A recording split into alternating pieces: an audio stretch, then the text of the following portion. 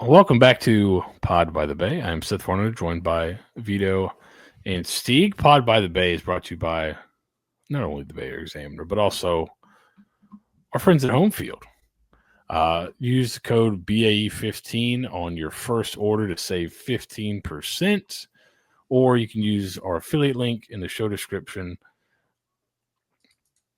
Get yourself some nice Homefield apparel. BA15 is our code, and if it's your first time there, little hint, Homefield, don't listen. Make a bunch of different email addresses. Use the code. Well, there you go. Use our link, use our code.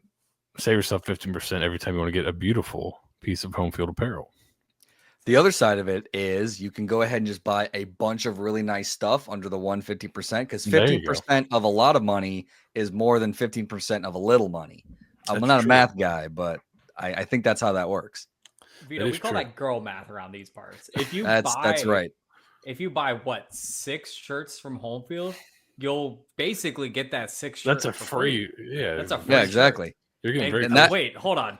How many shirts does USF have on Homefield's website? Isn't it? They've got more than 6. It's not just the shirts though. They got some really comfy hoodies. Which let me tell you something. The best thing to do when it was cold.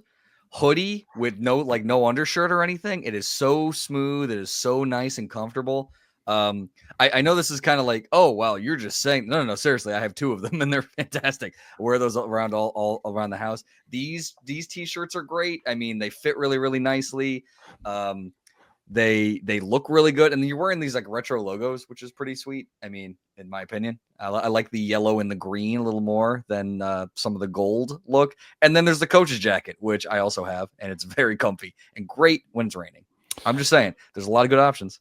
USF currently has, and now it's not just USF. If you have other family members went to other not as fine institutions, USF currently has 11 products. So, I forgot about the quarter zip. The quarter zip man, is pretty nice, right? And I'm with you. I like a little bit of the yellow instead of the gold. I fancy, as you can see here on the hat, we got a little bit of yellow. I think goes a long way with the green. So some beautiful stuff here. You've got this coach's jacket. It looks pretty cool. Is it really cool, Vito? It really is. When I got it, I was like, there's no way it's as cool as it looks. And it's exactly everything that I was. I wore it for the Tulsa game, and everybody who saw me wear it said, where do you get that? Yeah. And Homefield apparel. And now you can tell them if you want to save 15%, use code BA15 at checkout, and you will save 50% on your first order. So if you order all 11 and then maybe throw like an extra one in of, what is it? UC Davis Anteaters, the surfing anteater. If you want to throw like that anteater one is so good. That is my go-to gym shirt, man. If you want to throw that guy in, or Colorado School of Mines, you like the blasters? Yeah. That's a good one. Do they have the boll weevils by any chance yet? What is it? Arkansas? Who's that? That's an Arkansas school. If you want the sexiest logo, now that we're on this for like the past 3 minutes. The Youngstown State has like the sexiest penguin you'll ever see in your entire life. Ooh. Just unbelievably ripped. And if you want to just make a statement, you can get the big you can get a Furman FU all the time shirt. Excellent. And you get all the USF shirts in one of those, and it's basically like getting 2 free shirts.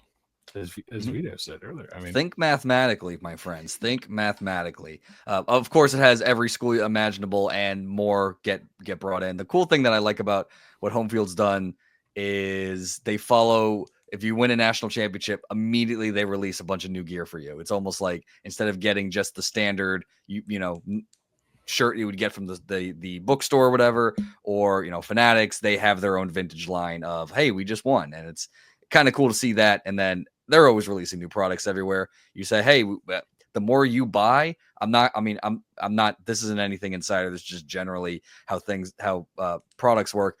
If you were to buy more USF stuff, guess what we might get? More USF stuff. What a concept. And that's kind of what that's happened. Not insider. I'm just making an assumption. Generally, that's how it happens. I know we, the initial line when USF initially came out on Homefield, we pushed it pretty hard. A lot of people really liked it. Obviously, really high quality stuff. And guess what? They keep making USF stuff. So keep buying it. They'll keep making it. USF's got a lot of cool old logos that would look great on a lot of things. So if you'd like to see more and save a little money, you can use our code at checkout. So thank you to Homefield for sponsoring this beautiful podcast. Steeg, tomorrow is signing day, National Signing Day, not late signing day. This is actual regular signing day. Right. So what can USF fans expect? I know there's been a couple kind of late commitments. I don't know if one is even public yet, but what are you kind of expecting to see tomorrow? How many guys are you expecting to sign? If you can't say names publicly, just give me a number of how many you're expecting to sign tomorrow. 2? A deuce? A deuce, maybe a third, maybe a threesome. Vito cut that. No. Yeah, it's no. I tweeted this earlier. Deuce and threesome. The National Signing Day gets kind of brushed under the rug now because of early signing day and getting these guys in. Like they've just posted, like USF Football posted that they had the new enrollees over to the Golishes for like a pool party barbecue thing. So like that shows you where we are at, where the 2 days before National Signing Day, which is February 5th. So by the time that you're listening to this, it's probably already done. In years past, they get these guys signed in by like 7 a.m. So chances are it'll be done by then. But yeah, I mean, it's now no longer the big hoorah. The big hoorah was back in December. But still, USF has a public commitment from Dorian Mallory from Miami, Florida. He is a dual or two-way player. He played quarterback for Immaculata LaSalle, but he's being recruited as a defensive back. Super freak athlete, 6 foot, 170 pounds. Obviously, he's going to be coming in a little late, but has like that innate track speed that they kind of look for those guys in the secondary. And I can't talk about anything else. Or maybe I can. Or maybe people, if you're in the Ponderosa, already know about it. Which we'll be recording later tonight. Well, Urban Meyer, I heard a story. Urban Meyer used to say that he didn't want to recruit defensive backs if they also didn't play offense, because if they didn't also play offense, that means they weren't one of their team's best players in his eyes. So he also plays defensive back and quarterback, right? Yes. Yeah. So he actually primarily played quarterback. Yeah. So interesting. He threw for like 3,000 yards. And is a track guy, right? So really explosive. So definitely worth a chance kind of late in the game here. And then maybe we'll see another couple names, possibly. Probably at least one more, but maybe more. All right. So football. Anything else on football at the moment? I think signing day is kind of the big thing. We're in a dead period right now, so not a lot of traveling or anything like that. Yeah, so real quick, and I just like, not so much from the content side of what this is, but like the early signing period has taken over as your main signing day for the most part. You're getting the majority of your class. But do you remember 4 or 5 years ago, before the early signing day, how huge of a deal like National Signing Day was? ESPN had lots of feeds going up. The table and hat ceremonies were gigantic, because you didn't know what was going to happen, and NLIs felt very final. What do you think? Like how with the early signing period happening during bowl season, doesn't it just feel like right now this is just like, okay, you're going to get 1 or 2 guys. It's probably a bigger deal for the bigger schools, but I feel like I miss it. I miss being it spread out, because we would be talking about recruiting ever like from after the national championship game. It was huge for that month up until first week in February, and you were kept talking about college football. I just feel like the schedule keeps shooting itself in the foot to the point where like you're not really talking about it anymore. And none of the big guys really waiting to sign. It seems like now I think a lot of that's just because you can sign early now, and most players are enrolling early now too. So it used to be like with the older signing day, you'd enroll early, so guys are already on campus, so you didn't have to. More and more guys are doing that, so I don't know if that would be, but like I would think now with where the transfer portal stuff lines up, that if they went back to it's only late signing day, guys coming out of high school would be making so much more money because there'd be, teams that missed out on people in the transfer portal. Well, now I'm going to overpay to make sure I get this high school guy signed. Like, I think it'd be better for the high school players, really. Now, you'd have those guys still that would sign early, but, just imagine if, Florida State or something has missed out on some of the guys that went on the transfer portal. They had a disappointing season, and there's still some big names out there that they can go try to throw some, hey, this was our transfer portal budget. Let's shift it over to high school and really put on a full court press here at the end of the year. I think it also gives time for teams to get away from the season. Like if you have a bad year, kind of get the stink of that away a little bit. You can then sell, like if you do have, all right, we got a little momentum in the transfer portal. Hey, look, now we're moving in the right direction. So I do kind of wish we would go back, but I'm sure coaches are happy. The only downside is, everybody wants to wrap it up before the new year, and also, like you said, enroll early, not worry about the semester. And of course, the transfer portal, that changes the whole how much are we tied into academics, because you need to be enrolled, and that's part of what's killing it. Some of this is, a little bit more than just USF, but I just always remember how neat the February National Signing Day was, and how the luster feels like it's been taken out a little bit. I remember distinctly in 2021 having to pre-write 23 different stories for, and this was right before the transfer portal started to really take off. And then USF got 6 guys for the portal, which was unheard of at the time. And having to quickly write those stories. It was awful. I like this because this is a lot easier on our schedules. Now that, now we just focus on spring. That's it. We hit all the ground running in the fall, in the winter. Yeah, go a million miles an hour for 6 months. And then you don't have to worry about season's over. Now we have to protect the guys we already have committed, recruit potentially other guys at the same time that may or may not get poached.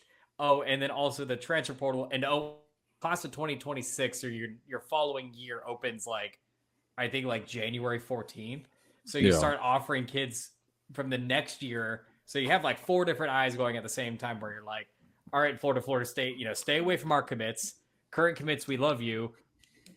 Please stay committed to us. Hey, potential commits in the current class, how would you like to come to USF? Hey, next class, let's give you some. I get where you're coming from, but the schedule doesn't align for the coach's sanity at this point. Yeah, it may benefit the smaller schools more because you can kind of push some guys to sign in that early window that maybe in the past, if they waited till February, a spot opens up for them at a bigger school to come in and grab them at the end. Whereas now you can say, hey, man, they haven't offered you. They're obviously not interested. And then you could get them to sign. So, but I do miss, I feel like it has been segmented a little bit where it used to be. It's still, it's 24/7 that goes all out and does a full day of shows on early signing day. But it's not quite as where it's just one day, it's final, that's it. Everyone signs just about. So, there's something missing there. And speaking of missing things, we can head over some shots. We can head over to men's basketball. Steeg. Men's basketball took the L on Sunday, I believe it was, against Florida Atlantic. If you ask Florida Atlantic, they're in their biggest rivalry game of the season. If you ask USF people, and just another conference game, it seems like. What are we've been talking about kind of the direction of the program. There's a lot of, it seems like injury bugs starting to creep its head. What are you thinking? Kind of what's the direction of the men's basketball team right now? It feels like they're in a tough spot, and it's kind of one of those things where you kind of fight. And once the guys start getting hurt, you can only fight for so long. So is that kind of where you see it? Yeah, it's unfortunate. We've talked about it ad nauseum that these guys don't deserve the current make of what's happening around them. obviously.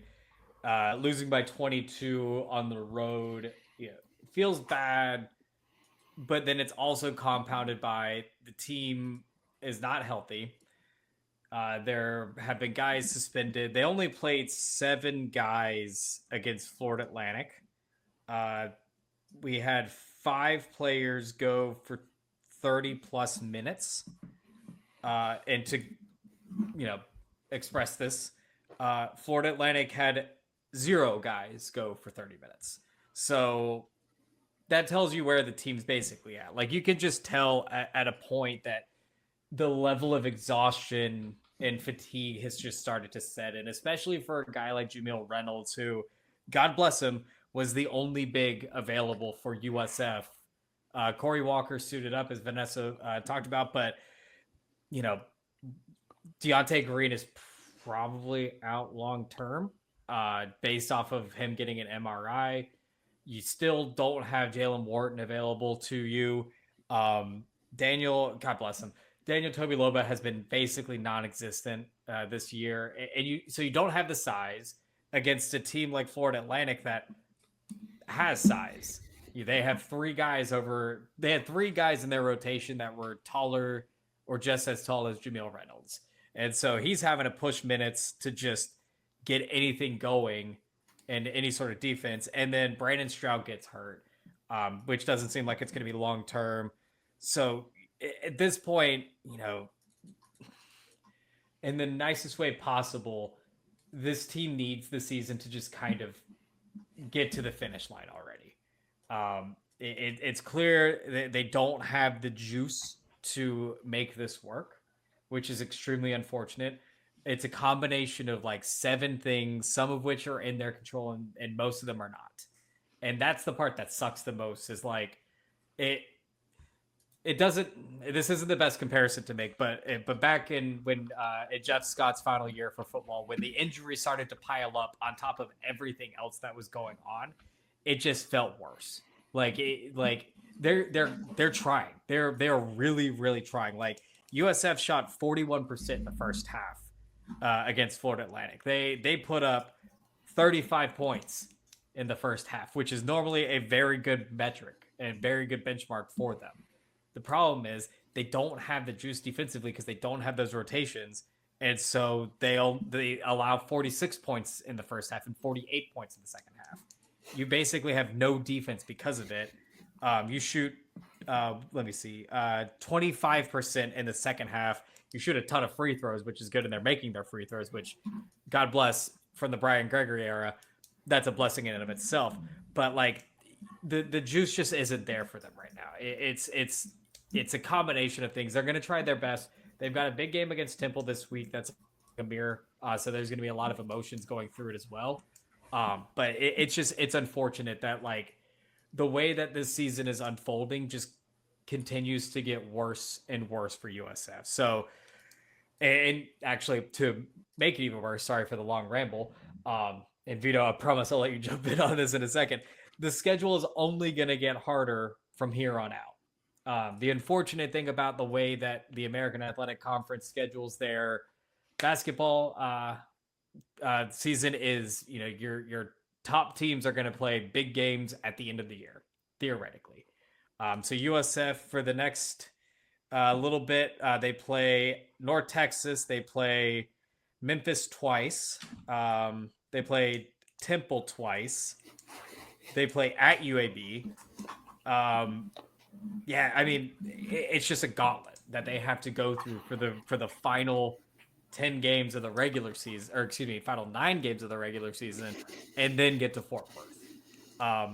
I said in our Discord, I was like, there's a strong chance that, including this Florida Atlantic loss, they're going to end the year on a 10-game losing streak, just by happenstance, just because that's the way that the schedule was aligned for them. So the end of the year can't come quick enough for them at this point. It doesn't help that FAU played pretty flawless. They shot over 50%. So at that point, you're already kind of running behind schedule. If they're shooting that well, USF only shot 32%. But again, a lot of that's just you don't have the length. And I mean, 30% from 3. They shot 43% from 3.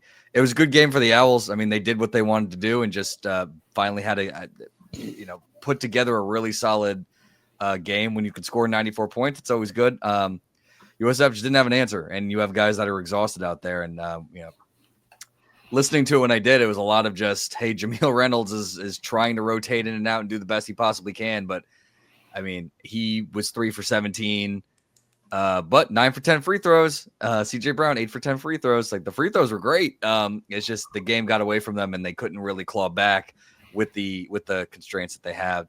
I think you're kind of right. If you don't expect to have all these injuries and a team that's, American Athletic Conference and has that, you don't have a ton of depth. So it once you start getting those injuries, it's really about like, hey, does Corey Walker come back and can he play and give quality minutes at all? Hopefully Brandon Stroud can come back without any issues. Jaden Reed, everybody who's now battling, your normal ticky-tack injuries has to play a little bit harder because you're only rotating 7 guys? Yeah, barely. For the most part. That's hard. I mean, it's tough. I just, again, this whole year, I feel like we don't always, we say it a lot, and it's still never really said enough to kind of get into your head about like what's going on and trying to figure out rotations and trying to figure out what works best. And then all of a sudden you have injuries, and now you have to put everything on upside down. But it's a tough schedule. I don't really know what to say much. They are playing though. There's no lack of effort. These guys are trying, and I know it doesn't seem that much when you lose by 22 points, but the effort's there. It's whether or not they can figure out how to get past these injuries and see if they can get a win here or there, or have a game where they can explode offensively, which they haven't really had in a while. The Rice game, like, they had the same issues, but they were able to win at the end. So I guess we'll see. It's tough to watch. It's tough to watch. Yeah, I used to follow very briefly the Oklahoma City Thunder, and they had a season where everyone got hurt, and all their fans refer to it as the Plagues of Egypt season. And it feels like this is kind of, you look back on it, this is like a real like Plagues of Egypt, or it's just like everything that could go wrong seemingly has gone wrong. Yeah, guys keep playing hard, but it's at a certain point it's tough to finish out. So it seems like they're just trying to get through. They're playing hard, but as fans, I think we're just trying to see the light at the end of the tunnel, so to speak, for the season and trying to get there. On the other side of things, women's basketball is both teams were kind of on the roller coaster of inconsistency. Women's basketball started to kick it into gear a little bit. And they have surged a little bit, beat the team that was leading the conference, which Steeg and I talked about last week, and Steeg predicted a just gigantic jump in the net. And then I think they won another game and went back down in the net. So, Steeg, what's going on in the old women's basketball? Yeah, the net giveth, the net taketh. No, 2 really good wins. You beat UTSA 75-63. Caveat: UTSA was without what will probably be the AAC Player of the Year in Jordan Jenkins. So take that Next Gallup. Yep, right, exactly. But still, 75 points on a very stout UTSA team is good nonetheless. So that springboarded into a gutsy win over North Texas, 65-58. As Seth mentioned, yeah, they made up ground on net, and then lost ground on net because, and we can be 100% honest about this because this is the current reality of the situation. The rest of the AAC does not schedule well, and so North Texas, actually even UTSA, I'm gonna have to look at this real quick. So UTSA is 18-3. They're 18-0 against Quad 4 teams. Yes. Yeah. Yeah. Wow. That's exactly the stat that I was actually about to pull up. Was we are the best. Their 3 losses are to like Quad 2 teams. Yep. Yep. Exactly. And then North Texas is sitting at 120th in net. They are what was it? 16-6. Fantastic, right? 15-3 in Quad 4. 3 quad 4 losses. They are 1 for 1 in quad 3, 0 for 1 in quad 2, and 0 for 1 in quad 1. Now, let's compare that to USF for a second. USF is currently sitting at 68th. Almost nice. They are 12 and 1, quad 4. Pretty good. 2 and 1, quad 3. That's an improvement. 0 for 1 and quad 2. And then a staggering 1 and 5 in quad 1. And keeping in mind, those quad 1 games, those were against Duke, Vanderbilt, UConn, South Carolina, like really good teams. And one is escaping me right now. TCU. So like, what are we doing here, folks? Like, I believe Jose even mentioned it. In that it's never a dig. It's just one of those like, well, you're not going to make ground up in these rankings because of that. They always look at that negatively that you didn't schedule out of conference, and that's why you schedule out of conference the way you do. Because losing to quad 1 teams is never going to hurt you as much as losing the quad 4 teams. Or you can go 18-0 in quad 4 games, and you can go 17-1 in quad 4 games and go 0-6 in quad 1 games. And I'm sure that 0-6 is probably going to give you a little bit more leeway because they're telling you you're challenging yourself, and this is what's going on. Obviously, you get blown out every game, and then there's context there, but that's why the scheduling is the way it is, and that's why Jose, I mean, anytime, anywhere, he'll do anything he can to get his guys up to par. So it's like dropping a couple conference games is not a huge deal, but when you win, it might not actually jump you up as much as possible. But the downside of that is it makes it harder to get in that large bid, especially if you drop a few conference games or you don't, and then you're expected to win your conference tournament, which is hard. Yeah. So as of right now, USF has, unless just the biggest dominoes fall, USF has no way of being an at-large at this point for the NCAA tournament. It's win the conference tournament or bust at this point. But the 2 wins against UTSA and UNT are fantastic springboard games for you to continue on this 4-game surge that they're currently in. They're getting a lot of help from a lot of various points of view, and they're doing it in a lot of different ways. The best way I could describe it for the viewers at home, against UTSA, USF rotated only 7 girls on the team, similarly to how the men played.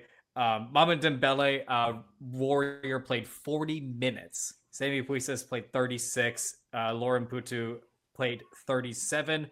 But they were led by Rami Levy off the bench, scoring 21 points. I talk about bench points a lot.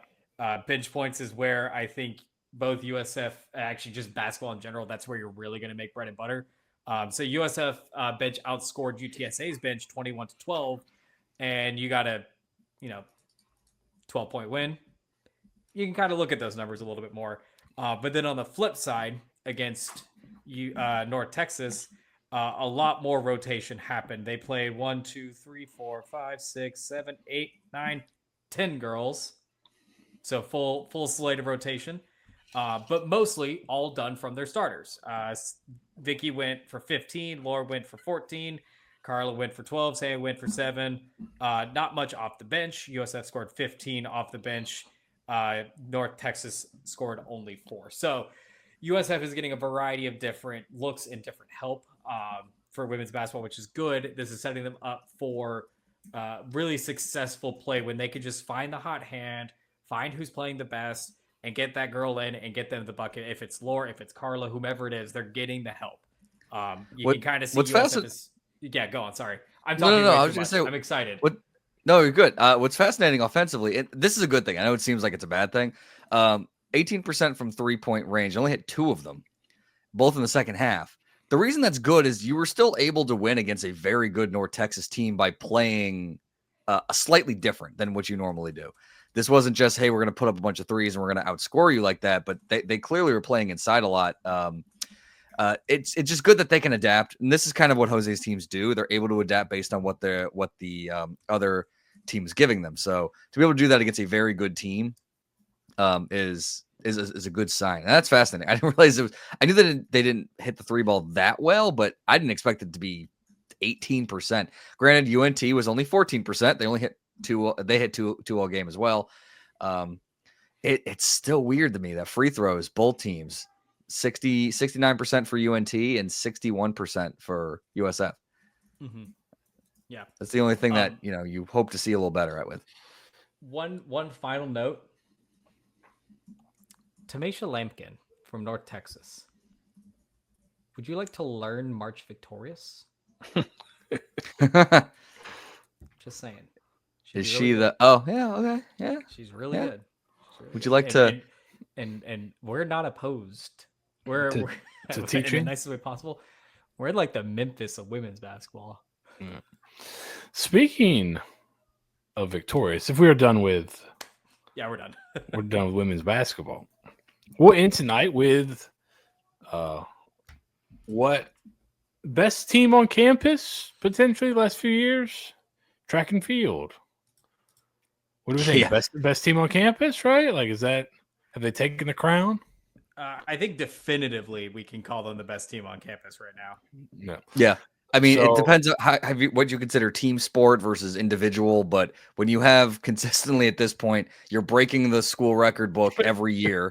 When you literally about to own the entirety of the record book with players under your coaching tutelage, and then you're sending people to regionals and then sending them to the national championships. I think so. I give that man a statue. Yeah. So the best team on campus keeps doing best team on campus type things, and they're hitting the ground running, pun intended. Oh, this year, Steeg. Straighten up the it's the field stuff that's killing it. So they did the PNC fielding another great team. Yep, invitational in Louisville. Punch you in the gut. Oh my goodness! I don't know if you've been tracking their progress. All right, I'll stop. You guys can. All right, so what's been going on? They've got. We talked about it last week when you kept seeing all the signings. There's like Jamaican sprinter. Cool, that sounds great. Like transfers from this school and that school, awesome. But they seem to really get it rolling here early, Steeg. Yeah, no, they are. So yeah, they competed at the PNC Lenny Lyles indoor. So again, recap: indoor early part of the year. So it'll be like first 2-3 months, and then they'll transition to outdoor. Outdoors where more of the fun stuff happens. A lot of the indoor events are quicker, to put it lightly. So I don't have the stats off the top of my head because they did really good in a lot of things. But as of the US track and field rankings, the men's team is currently ranked 30th overall. And men's pole vault is ranked 10th as a unit. So USF is doing extremely well at the field events, which is primarily what indoor does. Indoor is primarily field events with a few weird distances included into it. Vito, I think you have more of the numbers in front of you from this past weekend, right? Yeah, a couple of the big ones. Goodness already set a new pro indoor program record. Again, just more program records. And the men's long jump with a leap of 7.79 meters. I don't think this is a leap to say that that's very long. Please clap. So he claimed first place, and it was just announced that he earned a national top 10 spot, ranking 10th in the long jump nationally. Again, really freaking cool. And like you always think about this stuff, it's like, oh, you could have gone to any other program that's amazing at this, including UF up the road, but you're here at USF. Nisha King won the long jump with a mark of 5.9 meters, making the Bulls all-time top 10 list. Again, just decorating the record books. Delaney Stevens, personal best in the women's 3,000 meters. And Joshua Crum posted personal best in the men's 400 meters. Running was always, before Eric Jenkins got here, was always a tough spot for USF. You would think a Florida school, it wouldn't be, but they're starting to really get into that and like running long distance. Steeg is a long distance runner, and 3,000 meters is tough. Yeah, actually, I ran 6.5 miles today. Oh, dang! No, yeah, clap and a half for Steeg. for pre Eric Jenkins, which we're gonna need to find a way to refer to that era. USF usually would get like one or two good track athlete. Like they would have like one guy that's good at like 200 meters or something like that. Now they have like 7 guys that are like good at the various 100 meter, 200 meters, 60 meters. They have a pretty good medley teams. And then more importantly, they're finally starting to get these distance runners.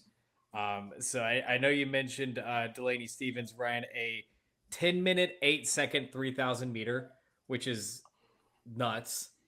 That's stupid. That's stupid fast. But yeah, like Kareem Belmadi is also like a pretty good distance runner for USF. You'll start to see these pop up more and more. Where like the 5,000 meter, the 3,000 meters.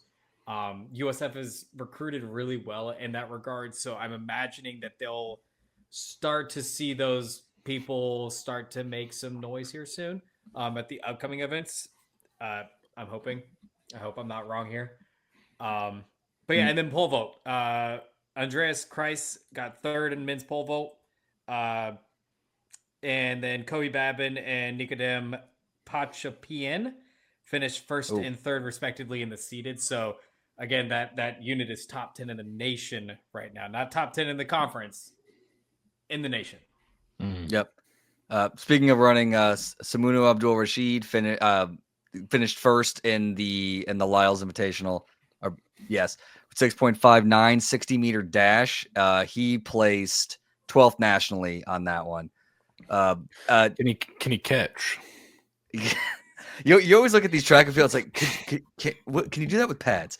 Goodness Iridio was also announced today as the American Athletic Field Athlete of the Week, so that's pretty good. But just a lot of podium finishes. Jason Nwosu, the shot put, finished 2nd. That's what you really like to see. Is like it's not always did you win personal record, school record, or whatnot. If you're consistently podiuming consistently on the podium, 1st, 2nd, or 3rd, that generally shows you how strong that you are as a program. Yeah, they had a ton, and it's like I used to remember we used to cover this. It'd be like 1 or 2 guys who would get 1st place. We talk about them, and it'd be kind of carry out throughout. This is literally, if you just go up and down, just all of their announcements, it's consistent all across track and field what they're doing. Pole vault, triple jump, top 5s. The 4x400, they podium, both men's and women's. I mean, again, this is just a program that's completely changed face, and it's just getting better year after year. I really hope one of these years they're able to go ahead and get 1st, win national championship, and consistently year after year, because we will absolutely lose Eric Jenkins that year. Yes, just brother is going to be on the 1st flight to like Oregon at that point. This is my favorite. Talking about the long distance running for a second. Andrew Morello ran the mile. We've all ran a mile before, right? Yep. Yeah. Begrudgingly. He did it in 4 minutes and 18 seconds. Pretty good. This should tell you everything you need to know about USF track and field. Good. Especially in I history. can maybe crack 9 minutes. Maybe. And I run like consistently. Yes. Yeah. I ran, my personal best is 8 minutes and 19 seconds. I just checked. He doubled me. Or he halved me. This is where this gets a little bit more nuts. His 4 minutes and 18 seconds got him into the top 10 list at USF. All time record. He placed 30th in the mile. My God. Out of 62. Like middle of the pack. By the definition. And he's like top 10 in the record book. So yeah, that's insane. We love you, Eric Jenkins. Please stay forever. Yes. Please. USF's really great. I mean, Tampa Bay. Stay in the Bay. I love it. Please. All right.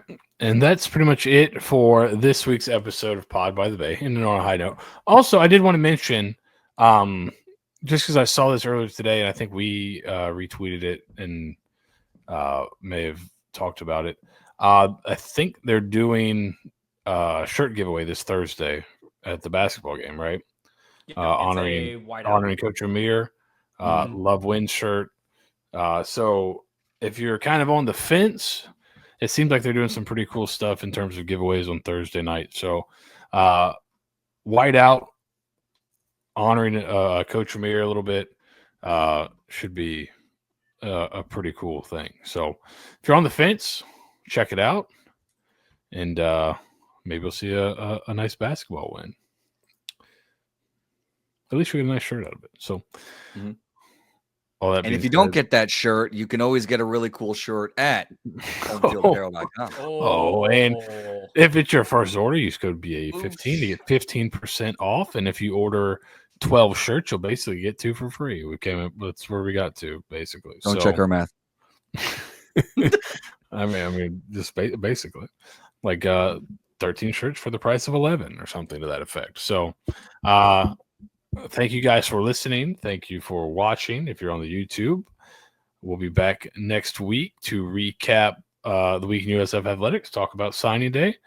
If you want more information or a deeper level, join us in the Ponderosa on Patreon. You can join the Discord for $5, get an extra pod, which we're about to go record where Steve will drop all the juicy recruiting names, I'm sure, for $10 a month. And then we got a $25 a month tier, which I should be getting something hopefully soon. Care package incoming, fellas. Yeah, Care package incoming. So be on the lookout for that. Don't throw it away just because it doesn't have a return address on it. Don't go stabbing at it with like scissors either. Like if you're listening, like just be gentle. Gingerly open at the top. It's got a nice little flap and everything. So, if you're interested, you can find us on Patreon. Join us there. It helps. We put all the money back into the coverage and help us cover the teams better. So thank you guys for listening, and go Bulls. Go Bulls. Go Bulls.